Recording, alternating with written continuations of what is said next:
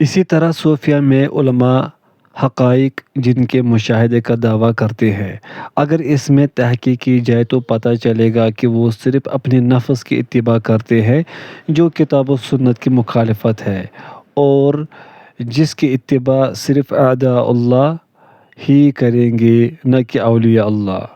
در حقیقت ان لوگوں کی گمراہی کی اصل وجہ یہ ہے کہ انہوں نے قیاس کو نص صریح پر ترجیح دی اور اپنی خواہشات کی اتباع کو اللہ کے حکم کی اتباع پر مقدم رکھا۔ معاملہ یہ ہے کہ ہر شخص اپنی محبت و چاہت کے مطابق ذوق و شوق رکھتا ہے، لہٰذا اہل ایمان کا ذوق و شوق اسی طرح ہے جس طرح کہ نبی کریم صلی اللہ علیہ وسلم نے اس حدیث میں بیان کیا ہے۔ تین چیزیں جس کے اندر ہوں وہ ایمان کی مٹھاس پاتا ہے۔ ایک یہ کہ اس کے نزدیک اللہ اور اس کے رسول ساری چیزوں سے محبوب ہو۔ دوسرے یہ کہ اللہ ہی کی خاطر وہ کسی شخص سے محبت کرے۔ تیسرے یہ کہ کفر سے نکلنے کے بعد کفر کی طرف لوٹنا اس کے لیے ایسے ہی ناگوار ہو جیسے کہ وہ آگ میں ڈالا جانا ناپسند کرتا ہے۔ ایک دوسری حدیث میں ہے کہ آپ صلی اللہ علیہ وسلم نے فرمایا، ایمان کا مزہ اس شخص نے چکھا جو اللہ کو رب ماننے پر راضی ہو اور اسلام کو دین ماننے پر اور محمد صلی اللہ علیہ وسلم کو نبی ماننے پر۔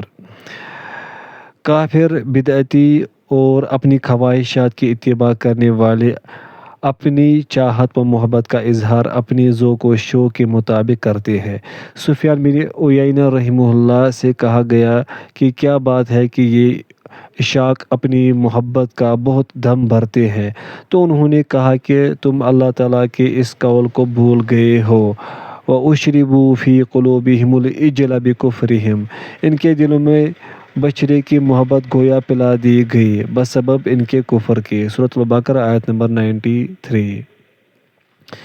لہٰذا بت پرست اپنے معبودوں سے محبت ایسے ہی کرتے ہیں جیسے قرآن کریم میں ہے، وَمِنَ النَّاسِ مَن يَتَّخِذُ مِن دُونِ اللَّهِ أَندَادًا يُحِبُّونَهُمْ كَحُبِّ اللَّهِ وَالَّذِينَ آمَنُوا أَشَدُّ حُبًّا لِلَّهِ، اور بعض لوگ ایسے بھی ہیں جو اللہ کے شریک اوروں کو ٹھہرا کر ان سے ایسی محبت رکھتے ہیں جیسی محبت اللہ سے ہونی چاہیے، اور ایمان والے اللہ کی محبت میں بہت سخت ہوتے ہیں۔ سورۃ البقرہ آیت نمبر 165۔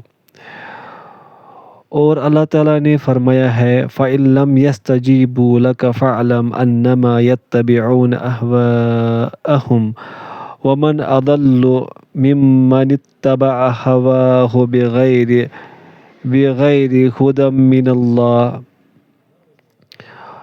پھر اگر یہ تیری نہ مانے تو تو یقین کر لے کہ یہ صرف اپنی خواہش کی پیروی کر رہے ہیں، اور اس سے بڑھ کر بہکا ہوا کون ہے جو اپنی خواہشات کے پیچھے پڑا ہوا ہو بغیر اللہ کی رہنمائی کے۔ سورۃ القصص آیت نمبر 50۔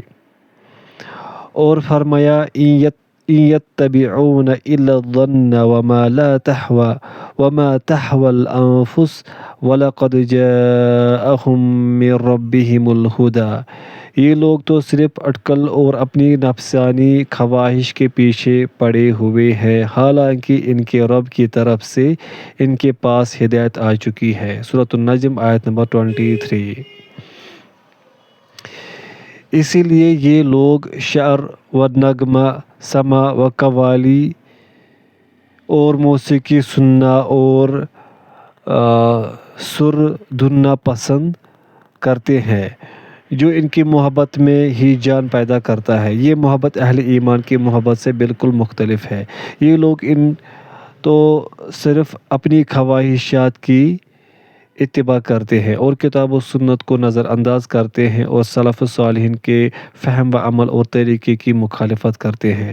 لہٰذا جو شخص اللہ کی عبادت اور اس کے رسول صلی اللہ علیہ وسلم کی اطاعت کی مخالفت کرے، وہ صحیح معنوں میں اللہ کے دین کا متبع نہیں ہو سکتا، جیسا کہ اللہ نے فرمایا ہے۔ ترجمہ: پھر ہم نے آپ کو دین کی ظاہر راہ پر قائم کر دیا، سو آپ اس پر لگے رہے اور نادانوں کی خواہشات کی پیروی میں نہ پڑے۔ یہ لوگ ہرگز اللہ کے سامنے آپ کے کچھ کام نہیں آ سکتے، اور ظالم لوگ آپس میں ایک دوسرے کے رفیق ہوتے ہیں، اور پرہیزگاروں کا کارساز اللہ تعالیٰ ہے۔ سورۃ الجاثیہ آیت نمبر 18-19۔ ایسا شخص تو صرف بغیر اللہ کی ہدایت کے اپنی خواہشات کا متبع ہے، جیسے کہ اللہ نے فرمایا ام لہم شرکاء شرعوا لہم من الدین ما لم یأذن بہ اللہ۔ کیا ان لوگوں نے ایسے اللہ کے شریک مقرر کر رکھے ہیں جنہوں نے ایسے احکام دین مقرر کر دیے ہیں جو اللہ کے فرمائے ہوئے نہیں ہیں؟ سورۃ الشورى آیت نمبر 21۔ یہ لوگ در حقیقت ایک بدعت پر عمل کرتے ہیں جسے بزعم خود حقیقت کہتے ہیں، اور اسے اللہ کی شریعت پر مقدم قرار دیتے ہیں، اور کبھی تقدیر کو شریعت کے مقابلے میں دلیل بناتے ہیں۔ ان صوفیہ میں بعض ان کے نزدیک بڑے مرتبے والے ہیں۔ یہ لوگ مشہور فرائض کی ادائیگی اور مشہور محرمات سے بچنے میں اپنی خواہشات کے مطابق دین کو تو لازم پکڑتے ہیں، مگر اسباب جس کو اختیار کرنے کا حکم دیا گیا ہے اور جو کہ عبادت ہے اسے چھوڑ دیتے ہیں۔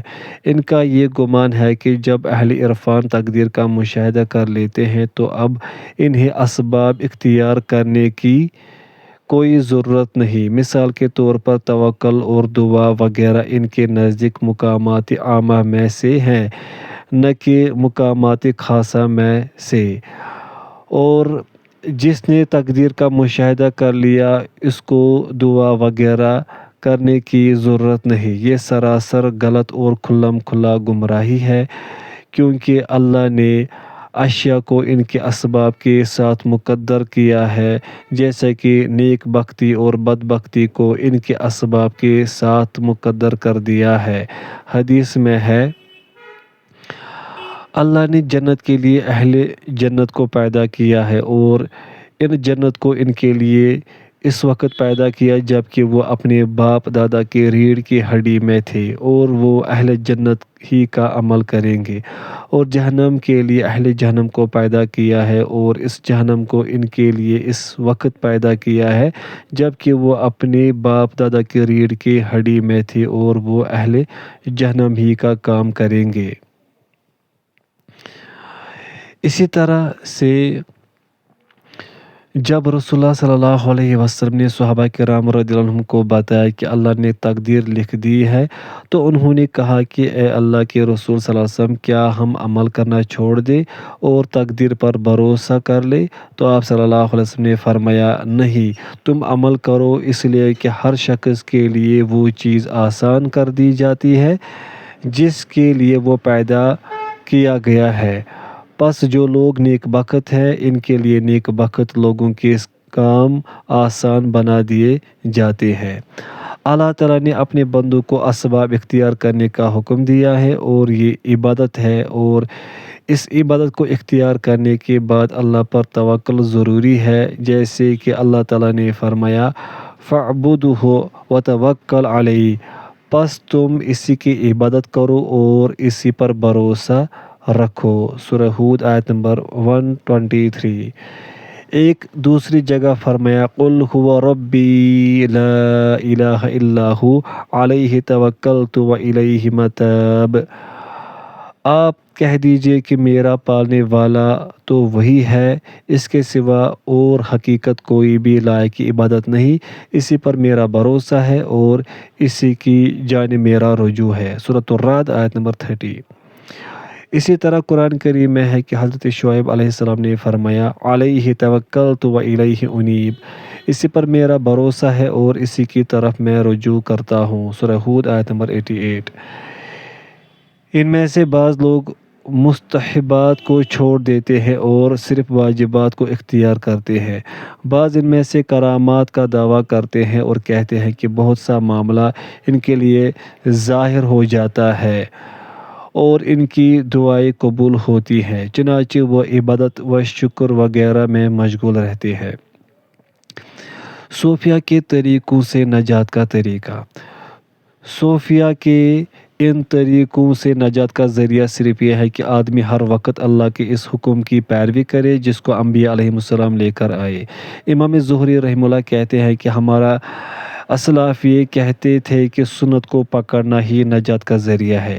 امام مالک رحمہ اللہ کہتے ہیں کہ سنت حضرت نوح علیہ السلام کی کشتی کی مانند ہے، جو اس پر سوار ہوا وہ نجات پا گیا اور جو پیچھے رہ گیا وہ ڈوب گیا۔ عبادت، اطاعت، استقامت اور صراط مستقیم کو لازم پکڑنا وغیرہ اصطلاحات کا مقصد ایک ہے، جس کے دو اصل ہیں۔ ایک یہ کہ صرف اللہ کی عبادت کی جائے، دوسرے یہ کہ اس کی عبادت اس طرح سے کی جائے جیسے کہ شریعت نے ہمیں حکم دیا ہے، نہ کہ اپنی خواہشات و گمان کے مطابق۔ اللہ تعالیٰ فرماتا ہے فَمَنْ كَانَ يَرْجُو لِقَاءَ رَبِّهِ فَلْيَعْمَلْ عَمَلًا صَالِحًا وَلَا يُشْرِكْ بِعِبَادَةِ رَبِّهِ أَحَدًا۔ تو جسے بھی اپنے پروردگار سے ملنے کی آرزو ہو اسے چاہے کہ نیک اعمال کرے اور اپنے پروردگار کی عبادت میں کسی کو بھی شریک نہ کرے۔ سورۃ الکہف آیت نمبر 110۔ اور فرمایا بَلَا مَنْ أَسْلَمَ وَجْهَهُ لِلَّهِ وَهُوَ مُحْسِنٌ فَلَهُ أَجْرُهُ عِنْدَ رَبِّهِ وَلَا خَوْفٌ عَلَيْهِمْ وَلَا هُمْ يَحْزَنُونَ۔ سنو، جو بھی اپنے آپ کو خلوص کے ساتھ اللہ کے سامنے جھکا دے، بے شک اسے اس کا رب پورا بدلہ دے گا، اس پر نہ کوئی خوف ہوگا اور نہ غم اور اداسی۔ سورۃ البقرہ آیت نمبر 112۔ اور فرمایا وَمَنْ أَحْسَنُ دِينًا مِّمَنْ أَسْلَمَ وَجْهَهُ لِلَّهِ وَهُوَ مُحْسِنٌ وَاتَّبَعَ مِلَّةَ إِبْرَاهِيمَ حَنِيفًا وَاتَّخَذَ اللَّهُ إِبْرَاهِيمَ خَلِيلًا۔ باعتبار دین کے اس سے اچھا کون ہے جو اپنے کو اللہ کے تابع کرے اور ہو بھی نیکوکار، ساتھ ہی یکسوئی والے ابراہیم کے دین کی پیروی کر رہا ہوں، اور ابراہیم کو اللہ تعالیٰ نے اپنا دوست بنا لیا ہے۔ سورۃ النساء آیت نمبر 125۔ تو عمل صالح جس کو احسان بھی کہا جاتا ہے اور حسنات بھی، وہ ہے جس کو اللہ اور اس کے رسول صلی اللہ علیہ وسلم پسند کرے اور جس کا حکم دے، خواہ وہ واجب ہو یا مستحب۔ اور دین میں بدعت وہ ہے جو کتاب و سنت سے ثابت نہیں۔ اس کو جو بھی کہے اور کرے وہ عمل صالح اور حسنات نہیں ہے بلکہ حرام ہے، جیسے کہ ظلم و فحش کام حرام ہے۔ اللہ تعالیٰ کا ارشاد ہے وَلَا يُشْرِكْ بِعِبَادَةِ رَبِّهِ أَحَدًا، اور اپنے پروردگار کی عبادت میں کسی کو بھی شریک نہ کرے۔ سورۃ الکہف آیت نمبر 110۔ اور یہ ارشاد الہی ہے اسلم وجہہ للہ، جو اپنے کو اللہ کے تابع کر دے۔ سورۃ البقرہ آیت نمبر 112۔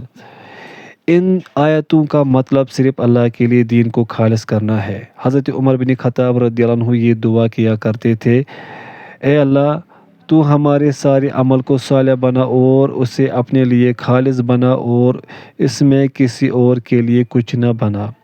فضیل بن عیاض رحمہ اللہ نے اس آیت کریمہ لِیَبْلُوَکُمْ أَیُّکُمْ أَحْسَنُ عَمَلًا، تاکہ تمہیں آزمائے کہ تم میں سے اچھے کام کون کرتا ہے۔ سورۃ الملک آیت نمبر 2 کی تفسیر بیان کرتے ہوئے کہا کہ اس سے مراد خالص اور درست عمل ہے۔ لوگوں نے کہا کہ اے ابو علی، خالص اور درست عمل کیا ہے؟ انہوں نے کہا کہ جب عمل خالص ہو اور درست نہ ہو تو وہ مقبول نہیں ہوگا، اسی طرح اگر عمل درست ہو اور خالص نہ ہو تو بھی مقبول نہ ہوگا۔ اور خالص کا مطلب یہ ہے کہ وہ عمل صرف اللہ کے لیے ہو، اور درست کا مطلب یہ ہے کہ وہ سنت کے عین مطابق ہو۔ عبادت کے بعض اقسام۔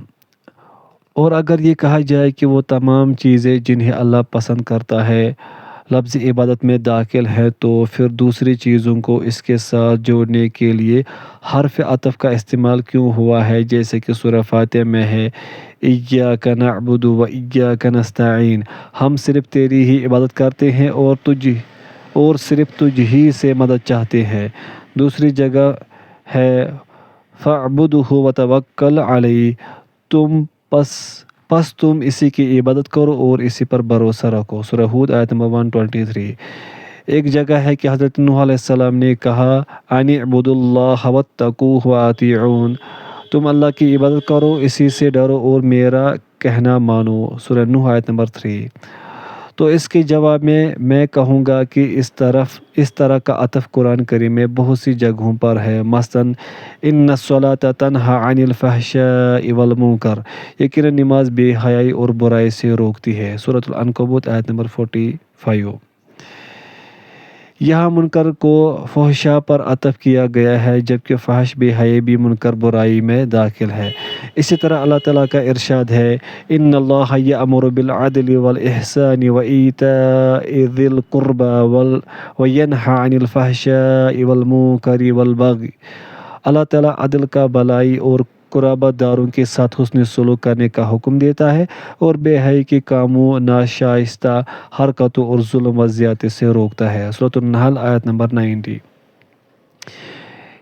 یہاں قرابت داروں کے ساتھ حسن سلوک، عدل و احسان ہی میں داخلہ ہے، پھر بھی اسے علیحدہ طور پر عطف کیا گیا ہے۔ ایک جگہ ہے والذین یمسکون بالکتاب واقاموا الصلاۃ، اور جو لوگ کتاب کے پابند ہیں اور نماز کی پابندی کرتے ہیں، سورہ اعراف آیت نمبر 170۔ یہاں بھی علیحدہ طور پر نماز کی پابندی کا بیان ہے، جبکہ کتاب کی پابندی میں نماز کی پابندی بھی داخل ہے۔ ایک اور جگہ ہے انہم کانوا یسارعون فی الخیرات ویدعوننا رغبا ورہبا، یہ بزرگ لوگ نیک کاموں کی طرف جلدی کرتے تھے اور ہمیں لالچ و طمع اور ڈر و خوف سے پکارتے تھے، سورۃ الانبیاء آیت نمبر 90۔ یہاں خیرات، نیک کاموں پر وَيَدْعُونَنَا رَغَبًا وَرَحَبًا، لالچ و طمع اور ڈر و خوف سے پکارنا کو عطف کیا گیا ہے، جبکہ خیرات میں یہ بھی شامل ہے، لہٰذا اس طرح کا عطف کسی نہ کسی خاص مقصد کے تحت ہوتا ہے، مثلاً معنی عام مقصود ہو یا معنی خاص مقصود ہو، یا اس کی دلالت تنہا آنے میں اور ساتھ آنے میں مختلف ہو رہی ہو، جیسے قرآن کریم میں فقیر اور مسکین کا عطف جب علیحدہ علیحدہ آتا ہے تو ایک کا اطلاق دوسرے پر بھی ہوتا ہے، للفقراء الذین احصروا فی سبیل اللہ، صدقات کے مستحق صرف وہ غرباء ہیں جو اللہ کی راہ میں روک دیے گئے، سورۃ البقرہ آیت 273۔ دوسری جگہ ہے او اطعام عشرۃ مساکین، صدقہ کا مال فقراء اور مساکین کے لیے ہے، سورۃ المائدہ آیت نمبر 89۔ تو یہاں دو قسم کے لوگ ہو گئے اور دونوں کے معنی میں فرق ہے، اور یہ بھی کہا جاتا ہے کہ جب خاص کا عطف عام ہو تو وہ عام میں داخل نہیں ہوتا، لیکن یہ کوئی ضروری نہیں، جیسے کہ اللہ تعالیٰ نے فرمایا ہے مَن كَانَ عَدُوًّا لِلَّهِ وَمَلَائِكَتِهِ وَرُسُلِهِ وَجِبْرِيلَ وَمِيكَالَ، جو شخص اللہ اور اس کے فرشتوں اور رسولوں اور جبریل اور میکائیل کا دشمن ہو، سورۃ البقرہ آیت نمبر 97۔ اور ایک دوسری جگہ ہے وَإِذْ أَخَذْنَا مِنَ النَّبِيِّينَ مِيثَاقَهُمْ وَمِنْكَ وَمِن نُوحٍ وَإِبْرَاہِيمَ وَمُوسَىٰ وَعِيسَىٰ بْنِ مریم، جبکہ ہم نے تمام نبیوں سے عہد لیا اور بالخصوص آپ سے اور نوح سے اور ابراہیم سے اور موسیٰ سے اور عیسیٰ بن مریم سے، سورۃ الاحزاب آیت نمبر 7۔ خاص کا ذکر عام کے ساتھ مختلف اسباب کی بنا پر ہوتا ہے، کبھی اس لیے ہوتا ہے کہ اس کی جو خاصیت ہے وہ دوسروں میں نہیں ہوتی، مثلاً نوح، ابراہیم اور موسیٰ علیہ السلام کا ذکر، اور کبھی اس لیے ہوتا ہے کہ وہ عام اس میں مطلق ہوتا ہے اور اس سے عموم کا مفہوم سمجھ میں نہیں آتا، جیسے کہ اللہ تعالیٰ نے فرمایا ہے ھدی للمتقین الذین یؤمنون بالغیب ویقیمون الصلاة ومما رزقناہم ينفقون والذین یؤمنون بما انزل الیک وما انزل من قبلک، پرہیزگاروں کو راہ دکھانے والی ہے، جو لوگ غیب پر ایمان لاتے ہیں اور نماز کو قائم رکھتے ہیں اور ہمارے دیے ہوئے مال میں خرچ کرتے ہیں، اور جو لوگ ایمان لاتے ہیں اس پر جو آپ کی طرف اتارا گیا ہے اور جو آپ سے پہلے اتارا گیا، سورۃ البقرہ آیت نمبر 2 تا 4۔ یہاں غیب پر ایمان لانا ہر اس غیب کو شامل ہے جس پر ایمان لانا واجب ہے، لیکن اس میں اجمال ہے اور اس بات کی وضاحت نہیں ہے کہ غیب کی جو باتیں آپ صلی اللہ علیہ وسلم کی طرف اتاری گئی ہے اور جو آپ صلی اللہ علیہ وسلم سے پہلے اتاری گئی ہیں سب شامل ہے۔ اسی طرح اللہ تعالیٰ نے فرمایا ہے اُتْلُ مَا أُوحِیَ إِلَيْکَ مِنَ الْکِتَابِ وَأَقِمِ الصَّلَاةَ، جو کتاب آپ کی طرف وحی کی گئی ہے اسے پڑھیے اور نماز قائم کیجیے۔ سورۃ العنکبوت آیت نمبر 45۔ اور فرمایا وَالَّذِينَ يُمَسِّكُونَ بِالْکِتَابِ وَأَقَامُوا الصَّلَاةَ، جو لوگ کتاب کی پابند ہے اور نماز کی پابندی کرتے ہیں۔ سورۃ الاعراف آیت نمبر 170۔ اور کتاب کی تلاوت کا مطلب اس پر عمل کرنا ہے، جیسے کہ ابن مسعود رضی اللہ عنہ نے قرآن کریم کی اس آیت کریمہ الذین آتیناہم الکتاب یتلونہ حق تلاوتہ، جنہیں ہم نے کتاب دی ہے وہ اسے پڑھنے کے حق کے ساتھ پڑھتے ہیں۔ سورۃ البقرہ آیت 121 کی تفسیر بیان کرتے ہوئے فرمایا ہے کہ اس کا مطلب یہ ہے کہ اس کے حلال کو حلال اور حرام کو حرام سمجھتے ہیں، اس کے متشابہات پر ایمان رکھتے ہیں اور اس کے محکم باتوں پر عمل کرتے ہیں۔ اسی طرح کتاب کی اتباع میں نماز اور اس کے علاوہ چیزیں شامل ہیں، لیکن اللہ تعالیٰ نے اس کا ذکر خاص طور پر اس کی اہمیت کی وجہ سے کیا ہے۔ اسی طرح اللہ تعالیٰ نے حضرت موسیٰ علیہ السلام سے کہا اننی انا اللہ لا الہ الا انا فاعبدنی واقم الصلاۃ لذکری، بے شک میں ہی اللہ ہوں، میرے سوا عبادت کے لائق اور کوئی نہیں، پس تو میری ہی عبادت کر اور میری یاد کے لیے نماز قائم رکھ۔ سورۃ طٰہٰ آیت نمبر 14۔ یہاں اللہ کی عبادت کے لیے نماز قائم کرنے کا حکم خاص طور پر دیا جا رہا ہے۔ اسی طرح اللہ نے فرمایا ہے اتقوا اللہ وقولوا قولا سدیدا، اللہ سے ڈرو اور سیدھی باتیں کیا کرو۔ سورۃ الاحزاب آیت نمبر 70۔ دوسری جگہ ہے یا ایھا الذین آمنوا اتقوا اللہ وابتغوا الیہ الوسیلۃ وجاہدوا فی سبیلہ لعلکم تفلحون، اللہ سے ڈرتے رہو اور اس کا قرب تلاش کرو۔ سورۃ المائدہ آیت نمبر 35۔ ایک جگہ ہے اتقوا اللہ وکونوا مع الصادقین، اللہ تعالیٰ سے ڈرو اور سچوں کے ساتھ رہو۔ سورۃ التوبہ آیت نمبر 119۔ یہ مذکورہ چیزیں تقوی کا کامل کرنے والی ہے اور تقوی ہی کے باب سے ہے۔ اسی طرح اللہ نے فرمایا فاعبدہ وتوکل علیہ، پس تم اسی کی عبادت کرو اور اسی پر توکل کرو۔ سورہ ہود آیت 123۔ یہاں توکل کو خاص طور پر ذکر کیا ہے جس سے عبادت پر استعانت حاصل کی جاتی ہے تاکہ بندہ خاص طور پر اس کا خیال رکھے۔ جب یہ بات واضح ہو گئی تو میں کہوں گا کہ مخلوق کا کمال یہ ہے کہ وہ اللہ کی فرما برداری میں لگا رہے، اور جس قدر وہ اللہ کی فرما برداری میں لگا رہے گا اسی قدر اس کا مرتبہ بلند ہوگا، اور جس نے یہ گمان کیا کہ وہ اللہ کی فرما برداری نہ کر کے کمال تک پہنچ جائے گا یا وہ کسی وجہ سے بندگی کا مکلف نہیں ہے تو وہ جاہل اور گمراہ ہے۔